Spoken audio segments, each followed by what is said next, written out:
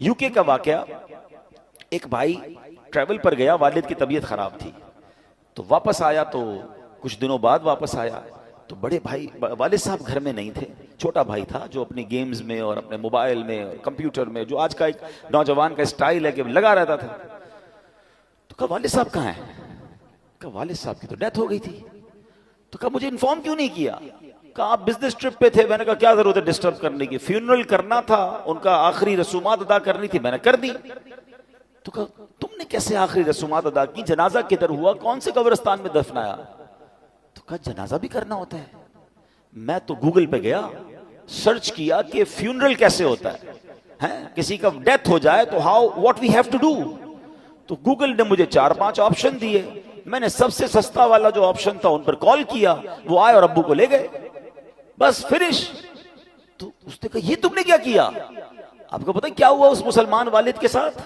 जब सर्च किया कि किस फ्यूनरल वाले को दिया है, तो जो सबसे सस्ता ऑप्शन था कि वो मैयतों को आग लगाया करते थे। उसने ये नहीं, उसको ये पता भी नहीं था कि जनाजा कुछ होता है, उसको ये नहीं पता था गुस्ले मैयत होता है, उसको ये नहीं पता था कि जनाब कब्रिस्तान में दफन किया जाता है। मैं मुसलमान घराने की आपको वाकया सुना रहा हूं जो मैंने खुद जाकर सुना है। अब मुझे बताओ, इस बच्चे का कसूर तो था, मगर क्या वालिद का कसूर नहीं था? इसका मतलब वालिद किसी जनाजे में बेटे को लेकर नहीं गया होगा।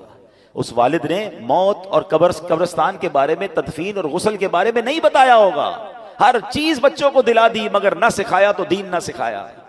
मैं और आप दुनिया से जाने वाले हैं, हम सब ने मरना है। और उस वालिद की किस्मत कितनी प्यारी होगी कि उसके मरने के बाद उसकी औलाद उसके लिए दुआए मगफिरत करे, उसके लिए इसाले सवाब करे। मगर ये सिखाएंगे तो करेंगे ना। हमारे बच्चे तो जिंदगी में हमारे सामने नमाज नहीं पढ़ रहे, हमें टेंशन नहीं है।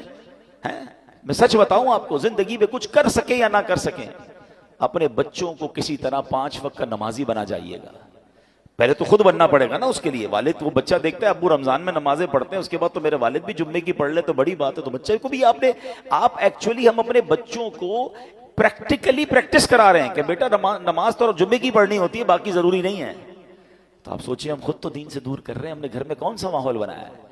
वरना यकीन करें, खुश नसीब है वो वालिद, अगर उसकी औलाद नमाजी बन जाए ना, तो आप कहें ना कहें कि बेटा मरने के बाद दुआ करना, वो दिन में 5 बार बावुजू होकर किबला रू बैठकर अत्तहियात के आलम में कई बार क्या कहेगा? रब्बना ग़फ़िरली वली वालिदैया वलिल मुमिनीन यौम यक़ूमुल हिसाब।